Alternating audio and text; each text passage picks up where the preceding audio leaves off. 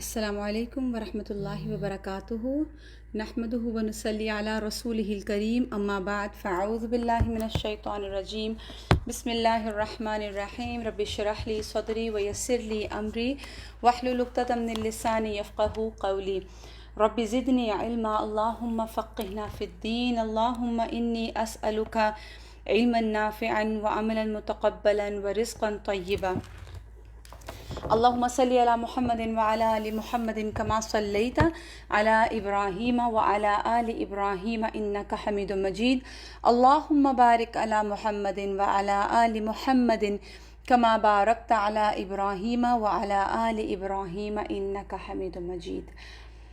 قبائل اور افراد کو اسلام کی دعوت۔ یاد رکھیے کہ ہجرت جو ہے وہ ہر پیغمبر پر فرض ہوتی ہے اور ان کو کرنی پڑتی ہے۔ جب سے اللہ سبحانہ و تعالیٰ نے رسول اللہ صلی اللہ علیہ وآلہ وسلم کو کھلم کھلا دعوت اور تبلیغ کا حکم دیا تھا، آپ صلی اللہ علیہ وآلہ وسلم کا طریقہ یہ تھا کہ حج کے موسم اور عرب کے بازاروں کے ایام میں، یعنی کون سے موسم ہیں؟ حج کا موسم اور عرب کے بازار جب لگتے تھے، یعنی جس جگہ پہ لوگوں کا جب گٹھا ہوتا تھا، لوگ اکٹھے ہوتے تھے، تو آپ قبائل کے خیموں اور ٹھکانوں پر تشریف لے جاتے اور انہیں اسلام کی دعوت دیا کرتے تھے۔ جاہلیت میں عرب کے مشہور اور مکہ سے قریب ترین بازار تین تھے: عکاظ، مجنہ، ذو المجاز۔ عکاظ اور نخلا اور طائف کے درمیان ایک بستی تھی جہاں پہلی ذی القعدہ سے 20 ذی القعدہ تک بازار لگتا تھا۔ یعنی عربوں کے ہاں آج بھی یہ طریقہ رائج ہے، جسے آپ کہتے ہیں بہت بڑے بڑے ایکسپوز لگتے ہیں، بہت زیادہ جسے کہتے ہیں سیل، یا آپ سمجھیے کہ ایگزیبیشن، تو اس طرح کا رواج ان کا تھا۔ اس کے بعد لوگ مجنہ منتقل ہوتے اور وہاں ذی القعدہ کے خاتمے تک بازار لگاتے۔ مجنہ مکہ سے نیچے ایک وادی کا ایک مقام کا نام ہے، اور ذو المجاز جبل عرفہ یعنی جبل رحمت کے پیچھے ہے۔ وہاں پہلی ذی الحج سے 8 ذی الحج تک بازار لگتا تھا۔ اب یہ تمام ایریاز وہ ہیں جہاں لوگ اکٹھے ہوتے تھے، اور یہاں پر رسول اللہ صلی اللہ علیہ وآلہ وسلم پھر آ کے لوگوں کو تبلیغ کرتے۔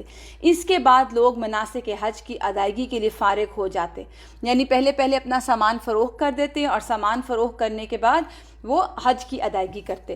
تو جن قبائل کو رسول اللہ صلی اللہ علیہ وآلہ وسلم نے اسلام کی دعوت دی اور اس مقصد کے لیے اپنے آپ کو ان پر پیش کیا کہ وہ آپ کو پناہ دیں، تو ان قبائل میں بنو عامر بن صعصع، بنو محارب بن حصفہ، بنو فزارہ، غسان اور مرہ، بنو حنیفہ، بنو سلیم، بنو عبس، بنو نضر، بنو البقاء، کندہ اور کلب، اور بنو الحارث بن کعب بن عزرہ خزارمہ۔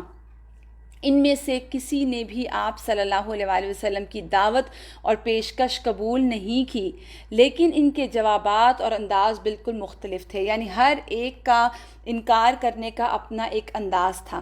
کسی نے بہترین جواب دیا، کسی نے آپ کے بعد اپنے لیے سرداری کی شرط لگائی کہ اگر آپ جب چلے جائیں گے اس دنیا سے تو ہم آپ کی جگہ ٹیک اوور کر لیں گے، اور آپ صلی اللہ علیہ وآلہ وسلم کا خاندان اور قبیلہ آپ کو بہتر جانتا ہے، اس لیے آپ نے آپ کی پیروی نہیں کی، اور اس طرح کے جواب۔ کسی نے برا جواب دیا، اور ان میں سب سے برا جواب مسیلمہ کذاب کے گروہ بنو حنیفہ کا تھا۔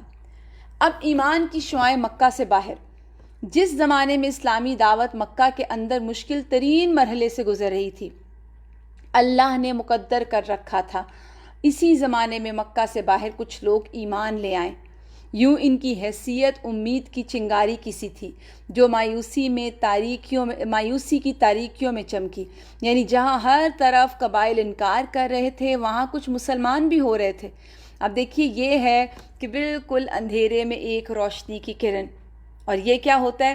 سوید بن صامت رضی اللہ تعالیٰ عنہ، یہ ایک شاعر تھے، گہری سمجھ بوجھ کے حامل اور یثرب کے باشندے، اور ان کے شرف اور شعر گوئی کی وجہ سے انہیں کامل کہا جاتا تھا۔ کامل کہتے ہیں عربوں کے ہاں ایسے پڑھے لکھے شخص کو جس کی جو عقل اور سمجھ بوجھ ہے وہ بہت ہی اونچے درجے پر ہو، تو ان کو کامل کہا جاتا تھا۔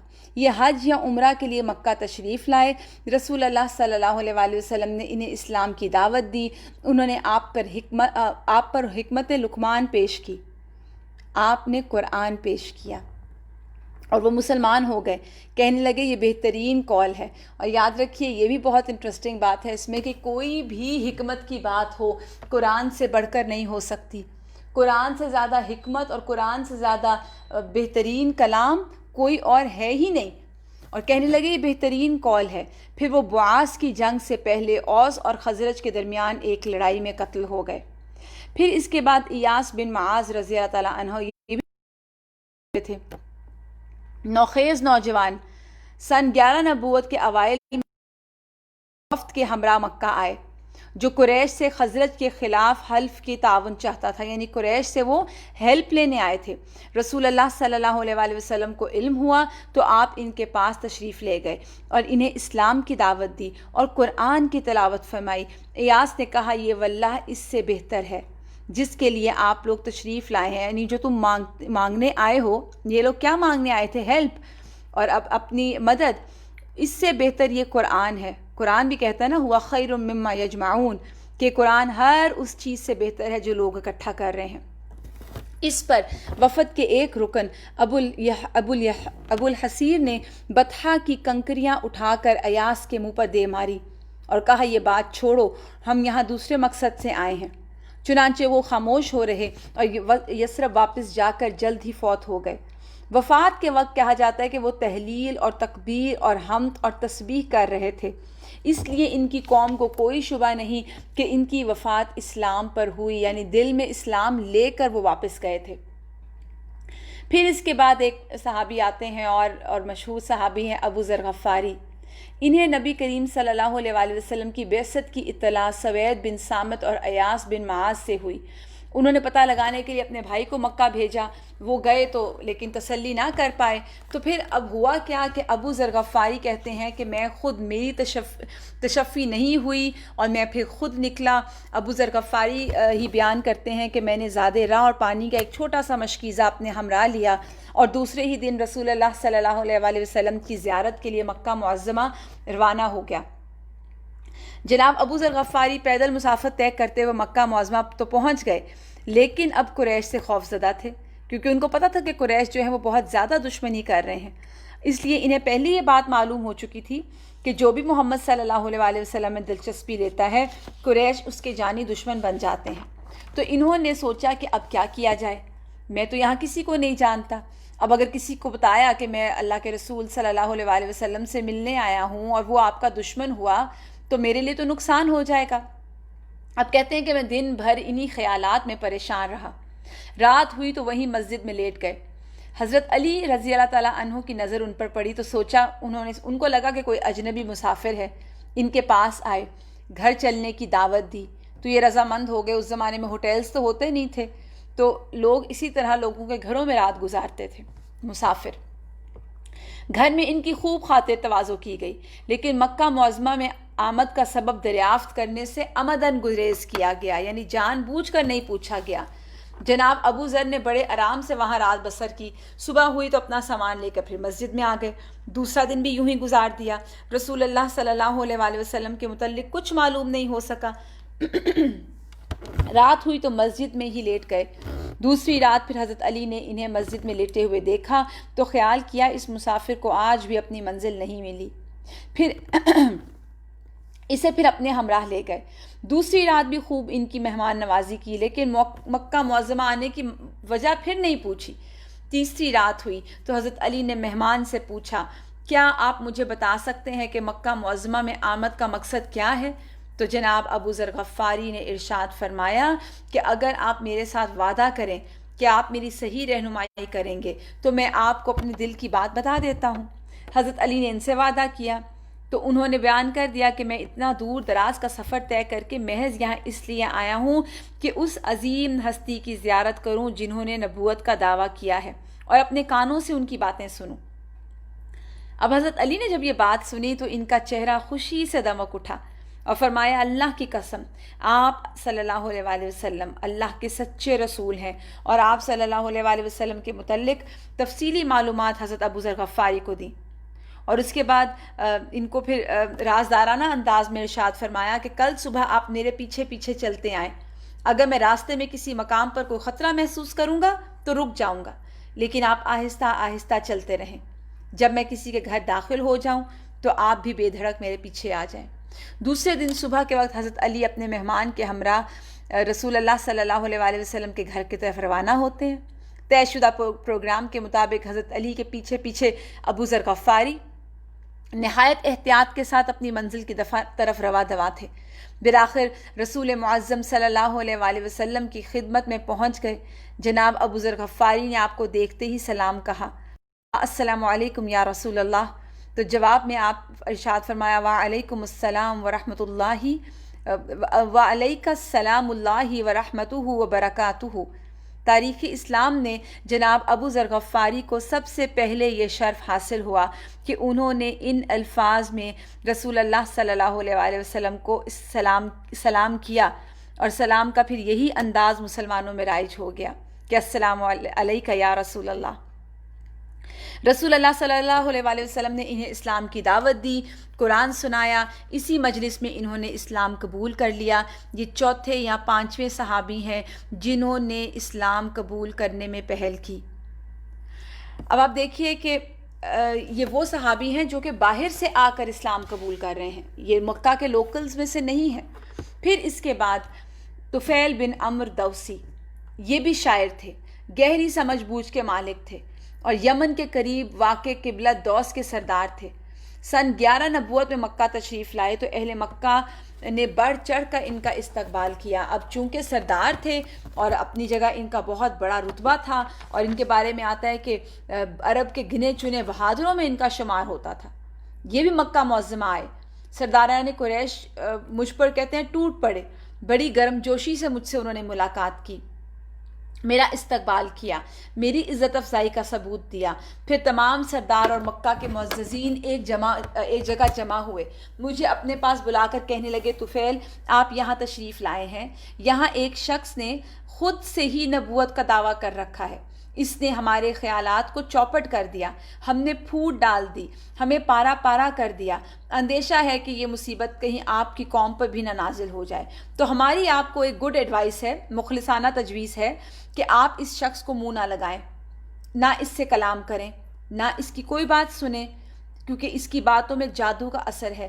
یہ باپ کو بیٹے سے، بھائی کو بھائی سے، خاوند کو بیوی سے جدا کر دیتا ہے.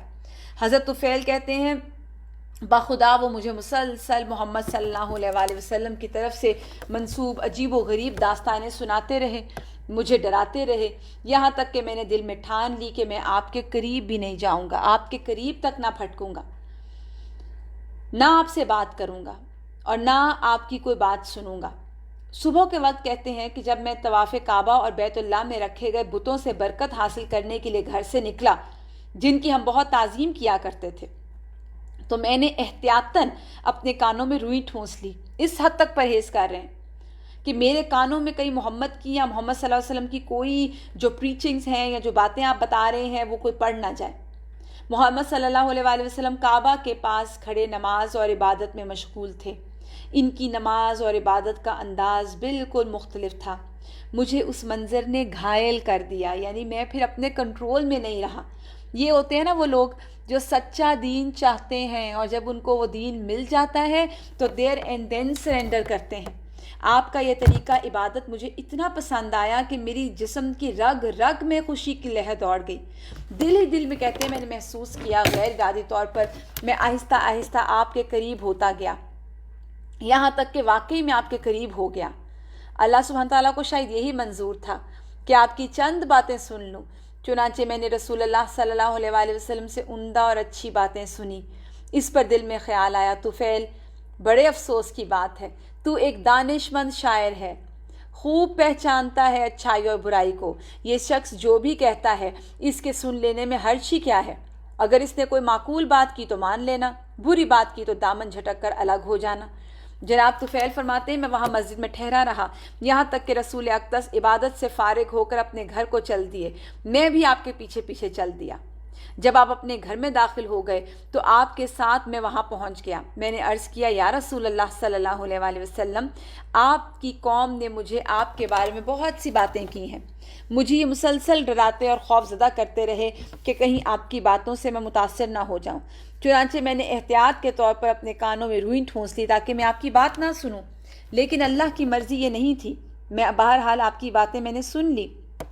واللہ میں نے نہ صرف آپ کی باتیں سنی بلکہ آپ کی ہر بات مجھے اچھی لگی۔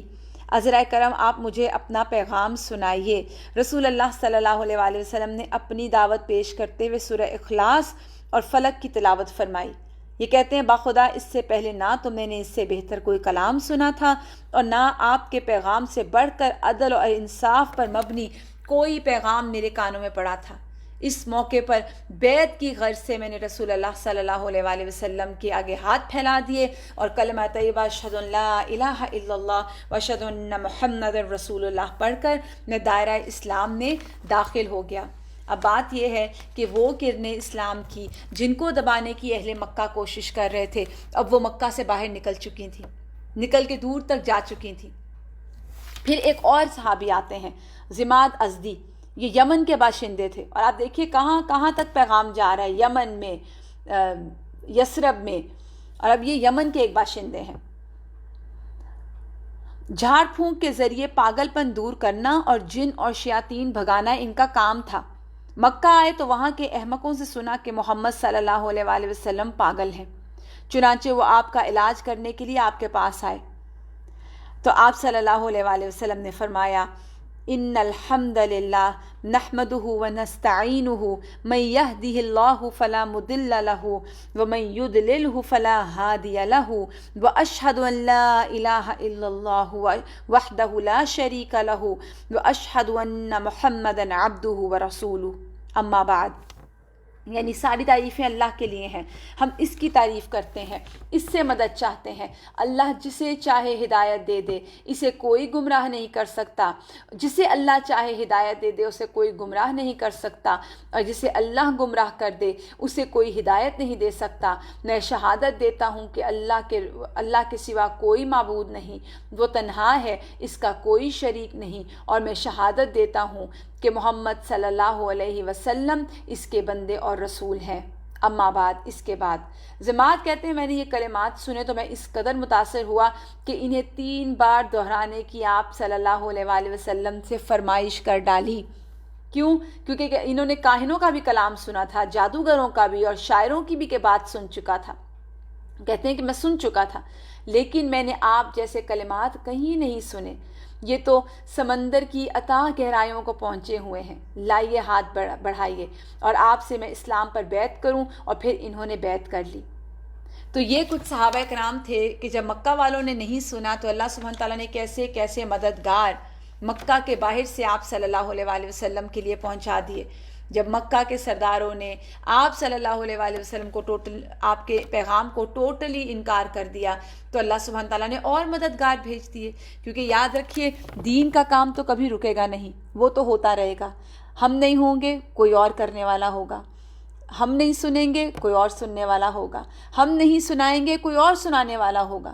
لیکن دین کا کام کبھی نہیں رکے گا۔ اور یہاں وہی ہوا، جب اہل مکہ اور مکہ کے بڑے بڑے سرداروں نے اسلام کو کوئی رسپونڈ نہیں کیا تو اللہ سبحانہ تعالیٰ نے دوسرے لوگوں کو لا کے یہ کام کروایا ان سے۔ اور پھر جب مکہ کے لوگوں نے اللہ کے رسول پر تنگی کر دی، مشکلیں پیدا کر دی، تو اللہ کے رسول صلی اللہ علیہ وآلہ وسلم کو اللہ نے حکم دیا اور آپ مکہ سے مدینہ ہجرت کر گئے۔ اور پھر کیسی کیسی شان ملی مدینہ کو آپ صلی اللہ علیہ وآلہ وسلم کے ایک ہجرت سے، تو مدینہ میں اسلام۔ آج اب دیکھیے کہ ہم مدینہ کو مدینہ کہتے ہیں اور ہم جانتے ہیں اور بار بار دل وہاں اٹکتے ہیں اور جانے کو دل کرتا ہے، اور اس قدر خوبصورت مدینہ کی فضا ہے، اور آپ صلی اللہ علیہ وآلہ وسلم نے کتنی فضیلت مدینہ کی بتائی ہے۔ تو اس میں سوچنے کی بات کیا ہے کہ یہ جو مدینہ ہے، یہ مدینہ کیسے اتنی عزت پا گیا؟ یہ عزت نبی کریم صلی اللہ علیہ وآلہ وسلم کی دی گئی تھی۔ مدینہ میں اسلام، بیرون مکہ جن ابتدائی سعادت مندوں نے اسلام قبول کیا، ان میں سے اوپر بیان کیے گئے 5 افراد کے بعد چھٹے کا تعلق مدینہ کے قبیلہ خزرج سے ہیں۔ اب یعنی ان کا اب قبیلہ خزرج کے جو 6 لوگ تھے، اسد بن زرارہ، عوف بن حارثہ بن رفاعہ، رفاعہ بن مالک بن اجلان، قطبہ بن عامرہ بن حدید، عقبہ بن عامر، جابر بن عبداللہ، یہ لوگ سن 11 نبوت میں حج کے لیے آنے والوں کے ساتھ آئے تھے۔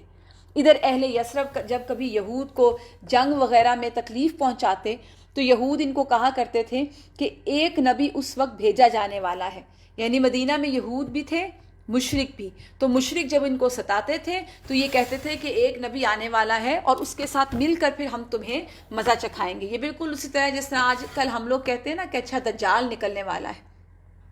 جانتے نہیں ہیں، علامات بس بھی نہیں پتہ، لیکن بس کہتے ہیں کہ یہ اینڈ آف ٹائم ہے اور وقت ختم ہونے والا ہے اور یہی پروڈکشنز.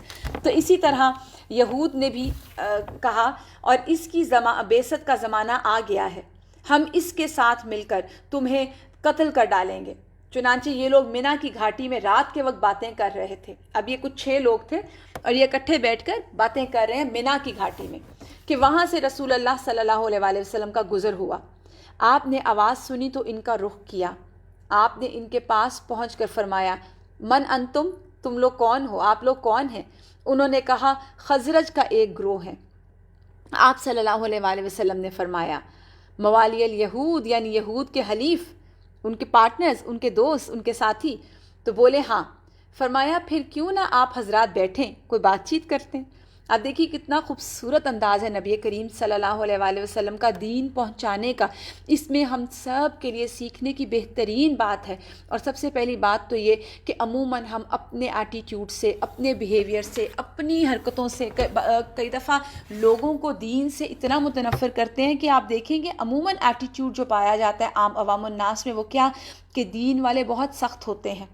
اور وہ واقعی صحیح کہتے ہیں، کیونکہ جب ہم پہلے کسی سے ملتے ہیں ہم لوگوں کو پہلے اوپر سے لے کے نیچے تک ان کے حلیے کے ساتھ جج کرتے ہیں، پھر اس کے بعد ان کی باتوں سے جج کرتے ہیں اور خود ہی خود ان کو یا دیندار یا بے دین ہونے کا سرٹیفکیٹ دیتے ہیں اور پھر نہ ان سے گفتگو کرنی پسند کرتے ہیں. اور پھر اس طرح کیا ہوتا ہے ایک بیریئر آ جاتا ہے. جب ایک بیریئر آ جاتا ہے تو نہ ہم اس بیریئر کو کراس کرتے ہیں، نہ آنے والا اس بیریئر کو کراس کرتا ہے، اور پورا وہ جو بیریئر ہے وہ بیچ میں رہتا ہے اور بات جو دین پہنچانے کا کام ہم کر سکتے تھے وہ موقع ہمارے ہاتھ سے چلا جاتا ہے. اور ضروری نہیں کہ دین پہنچانے میں آپ نے ان کو کوئی لمبی لمبی باتیں بتانی ہے.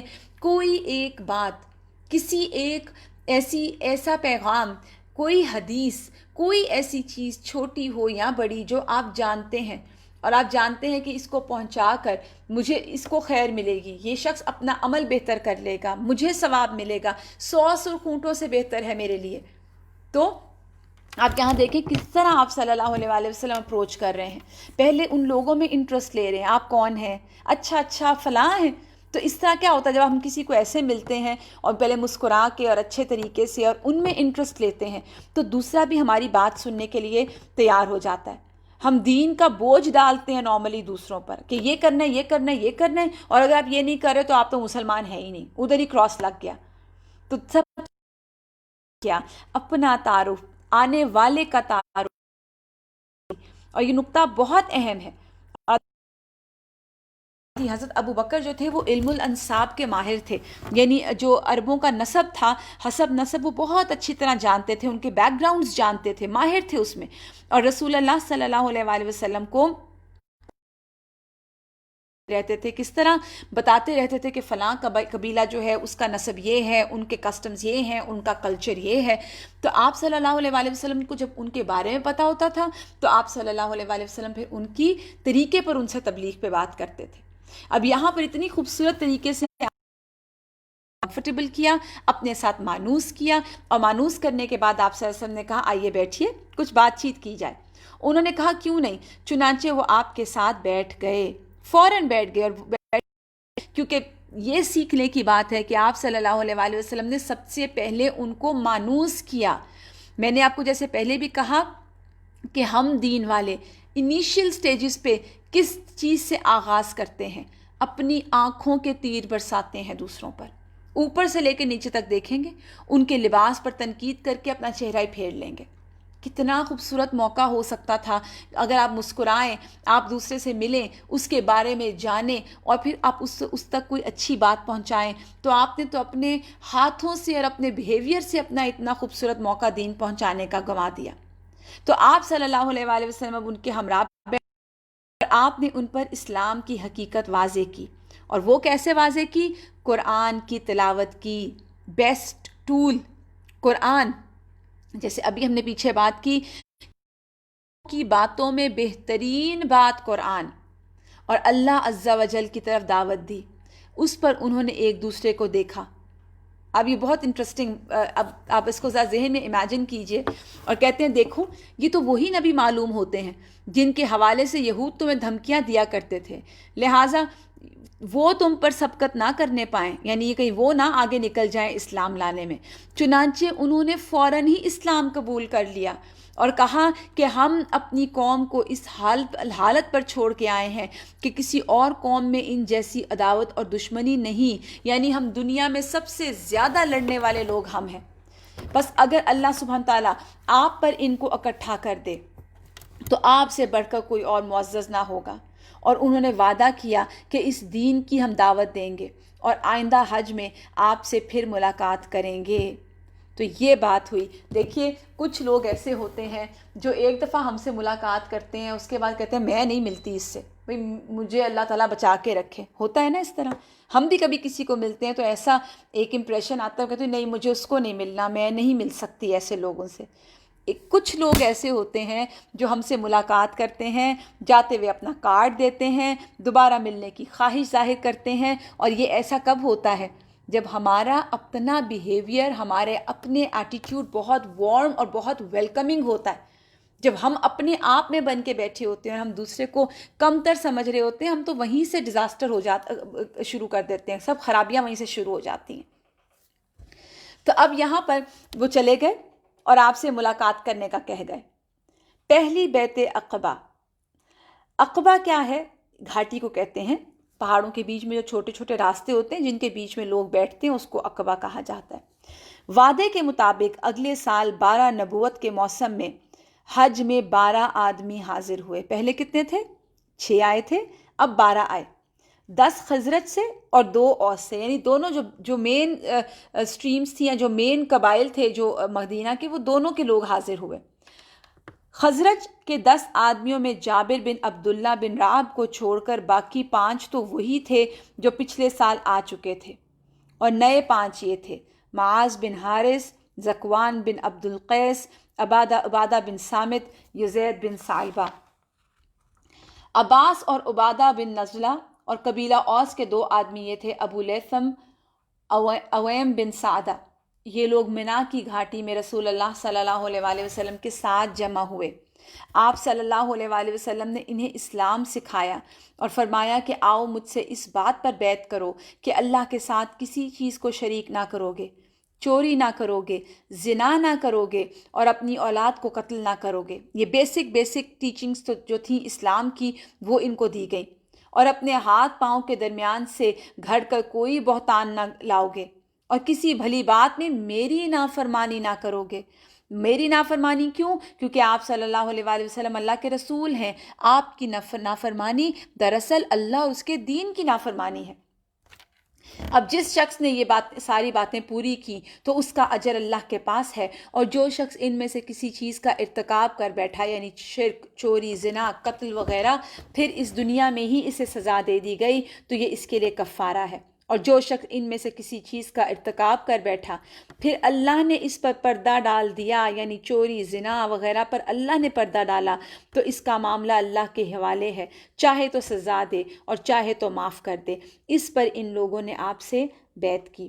بہت ہی خوبصورت واقعہ ہے، اور یہ اس میں سوچنے کی بات کیا ہے کہ انیشلی تو اتنا خوبصورت دین اور ایسے رسول اور ایسا ماحول اور ہر چیز اوریجنیٹ کہاں سے ہو رہی ہے؟ مکہ سے۔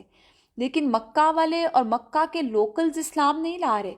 جب وہ نہیں لا رہے، وہ اس دعوت کو کم تر ثابت کرنے پہ تلے ہوئے ہیں، وہ اس دعوت کو لینے پر تیار نہیں ہیں، وہ اس پیغام کو ڈی گریڈ کرنا چاہ رہے ہیں، تو اللہ سبحانہ تعالیٰ نے اور دوسرے مددگار پیدا کر دیے جو کہاں سے اپنے گھروں سے چل کر آئے، اسلام قبول کیا اور واپس گئے۔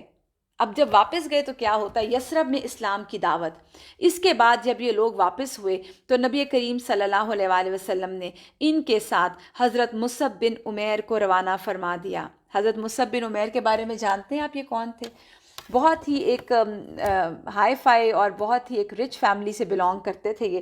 ان کے بارے میں کہا جاتا ہے کہ یہ جس جگہ سے گزرتے تھے اور ان کا جو ایون ڈریس جو ہوتا تھا وہ بھی امپورٹڈ ہوتا تھا مٹیریل اس کا, اور بہت ہی امیر انسان کے بیٹے تھے. اور جب یہ اسلام لے کے آئے تو ان کی والدہ نے ان سے بات چیت کرنا بند کر دی, کھانا بند کر دیا, جس پر یہ بہت پریشان بھی ہوئے. پھر اللہ کے رسول نے ان کو تسلی بھی دی کہ ہر چیز کی والدہ کا آپ حق ادا کر سکتے ہیں, لیکن جہاں والدین شرک کا کہیں وہاں پہ والدین کی بات نہیں مانی جائے گی, کیونکہ وہ اللہ کا حق ہے, اس کے اندر نہیں مانا جائے گا.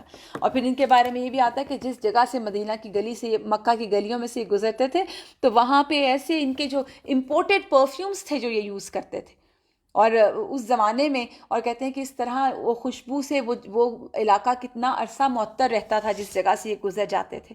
اور بہت ہی ناز و نام میں پلے ہوئے اور بڑے ہی لاڈلے بیٹے تھے.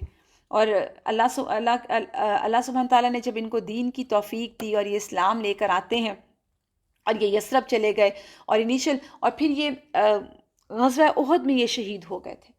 اور پھر ان کے بارے میں آتا ہے کہ اتنے لاڈلے اپنے ماں باپ کے اور اتنے امیر شخص, اور جب ان کی وفات ہوتی ہے یا شہادت ہوتی ہے تو ان کے پاس کفن کے پیسے یا کفن کا بھی مال نہیں تھا کہ کفن ان کو دیا جا سکے. تو ان کو جو ان کے پاس ان کی چھوڑی گئی چیزوں میں موجود تھا, لباس یا کپڑا, وہ ان کے اوپر ڈالا گیا. کہا جاتا ہے کہ ان کا سر ڈھانکتے تھے تو ان کے پیر ننگے ہو جاتے تھے, پیر ڈھانکے جاتے تو سر نظر آنے لگ جاتا. تو پھر ان کو اسی لباس میں کفن دے کر, تو جتنا حصہ پاؤں کا جو نظر آ رہا تھا وہاں پر اسخر گھاس جو ہے وہ ڈال کر تو ان کو دفنا دیا گیا تھا. اور میں یہی سوچ رہی تھی ان کے بارے میں پڑھ کے کہ کیسے کیسے لوگ تھے اور کیا کیا ان کے لائف سٹائلز تھے, اور اللہ سبحانہ تعالیٰ کی محبت میں, دین کی محبت میں کیسے کیسے انہوں نے اپنی لگژریز کو چھوڑا اور کیسی کیسی محنتیں کی, اور پھر کیسے نام کمایا کہ آج تک ہم ان کے ساتھ کیا ٹائٹل لگاتے ہیں, رضی اللہ عنہ ورضوا عنہ, کے رضی اللہ عنہ, اللہ ان سے راضی ہوا اور وہ اللہ سے راضی ہو گئے. اور کتنے ہی لوگ ہیں جو آج جب جاتے ہیں غزوہ احد کے مقام پر, جب ہم جاتے ہیں اور وہاں پہ صحابہ کی قبریں دیکھتے ہیں تو اللہ سبحانہ تعالیٰ ان سب سے راضی ہو. چلیے, اور جو ان کو شہید کرنے والے ان کا تو کوئی نام و نشان بھی باقی نہیں. تو قرآن حضرت مصعب بن عمیر کو روانہ فرما دیا گیا تاکہ وہ لوگوں کو قرآن پڑھائیں اور دین سکھائیں. اب یہاں پر یاد رکھیے, دین سکھانے کے لیے قرآن پڑھنا ضروری ہے, کیونکہ اگر آپ قرآن نہیں پڑھتے اور آپ کہیں کہ مجھے ویسے ہی بتا دو ڈوز اینڈ ڈونٹس کیا ہیں, تو یہ ممکن نہیں. حضرت مصعب بن عمیر نے حضرت ابو امامہ اسد بن زرارہ کے گھر قیام فرمایا. پھر دونوں اسلام کی تبلیغ کے لیے سرگرم ہو گئے, اور ایک روز دونوں ایک باغ میں تھے کہ اوس کے سردار سعد بن معاذ نے اپنے چچیرے بھائی اسید بن حزیر سے کہا, جاؤ ذرا ان دونوں کو جو ہمارے کمزوروں کو بے وقوف بنانے آئے ہیں ڈانٹ دو. اسید نے نیزہ لیا اور ان کے پاس آئے. انہیں اسد نے دیکھا تو حضرت مصعب رضی اللہ تعالیٰ عنہ سے کہا, یہ اپنی قوم کا سردار تمہارے پاس آ رہا ہے, اس کے بارے میں اللہ سے سچائی اختیار کرو. حضرت اسید آئے اور ان کے پاس کھڑے ہو کر بولے, تم دونوں یہاں کیوں آئے ہو؟ ہمارے کمزوروں کو تم بے وقوف بناتے ہو. اگر تمہیں اپنی جان پیاری ہے تو تم ہم سے الگ ہی رہو. حضرت مصعب رضی اللہ تعالیٰ عنہ نے کہا, کیوں نہ آپ بیٹھیں اور بات سنیں. اگر ہماری بات پسند آئے تو مان لیں, بری لگے تو جو بات آپ کو بھی ناپسند ہو ہم اس سے رک جائیں گے. یعنی جو بات آپ کو اچھی لگے گی وہ مان لیں, اگر اچھی نہیں لگتی تو ہم مزید اس کے اوپر بات ہی نہیں کریں گے. انہوں نے کہا, تم نے انصاف کی بات کہی. یعنی ان کو یہ بات پسند آئی. پھر اپنا نیزہ گاڑ کر بیٹھ گئے. حضرت مصعب نے اسلام کی بات کی, قرآن کی تلاوت فرمائی. حضرت اسید نے دین اسلام کو پسند کیا, اسے قبول کر لیا اور حق کی شہادت دی. پھر حضرت اسید رضی اللہ تعالیٰ عنہ واپس روانہ ہوئے. حضرت سعد بن معاذ کو ان کے پاس بھیجنے کے لیے اب ان کو کوئی طریقے کے پاس جائیں. یہ تو بتا نہیں رہے تھے کہ میں مسلمان ہو کر آیا ہوں. تو اب ایک ہیلا اختیار کیا اور کہا کہ میں دونوں سے گفتگو کی، واللہ مجھے تو کوئی حرج نظر نہیں آیا، ویسے میں نے انہیں منع کر دیا ہے۔ انہوں نے کہا کہ ہم وہی کریں گے جو آپ چاہیں گے، البتہ مجھے بتایا گیا ہے کہ بنو حارثہ کے لوگ اسد بن زرارہ کو قتل کرنے نکلے ہیں، کیونکہ وہ آپ کی خالہ کا لڑکا ہے، اور یہ لوگ چاہتے ہیں کہ آپ کا عہد توڑ دیں۔ اب اصل میں یہ بات ہوئی نہیں تھی، لیکن انہوں نے ان کو وہاں تک پہنچانے کے لیے یہ ہیلا اختیار کیا۔ بگڑے اور ان دونوں کے پاس پہنچے۔ ان کے ساتھ بھی حضرت مصعب نے وہی کیا جو حضرت اسید کے ساتھ کیا تھا، اور اللہ نے انہیں بھی اسلام کی ہدایت دے دی۔ چنانچہ وہ مسلمان ہو گئے اور حق کی شہادت دی، پھر قوم میں واپس آ گئے اور کہا، اے بنو عبد الاشہل، تم لوگ میرے بارے میں کیا رائے ہے تمہاری؟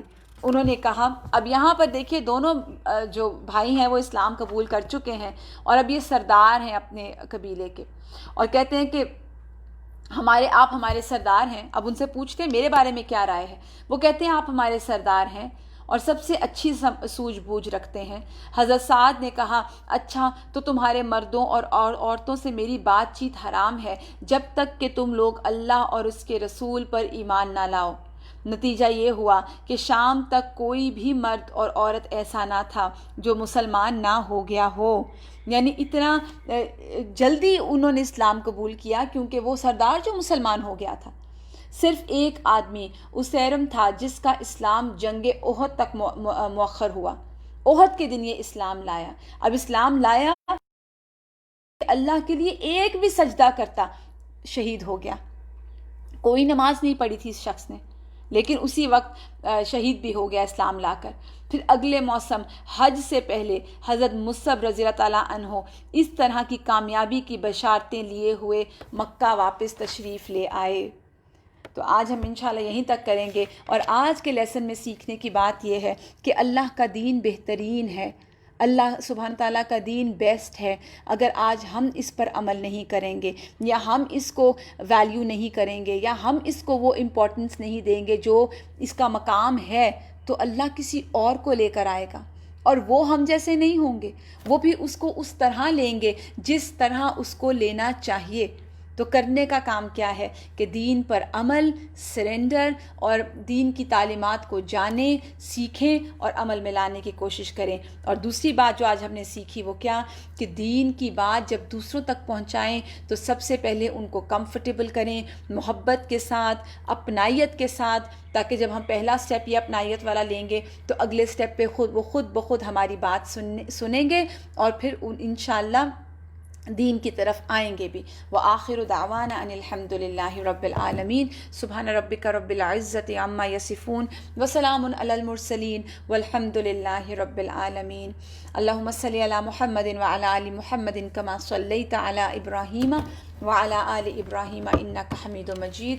اللہم بارک علی محمد وعلی آل محمد کما بارکت علی ابراہیم وعلی آل ابراہیم انک حمید مجید۔ جزاکم اللہ خیرا کثیرا۔ السلام علیکم ورحمۃ اللہ وبرکاتہ۔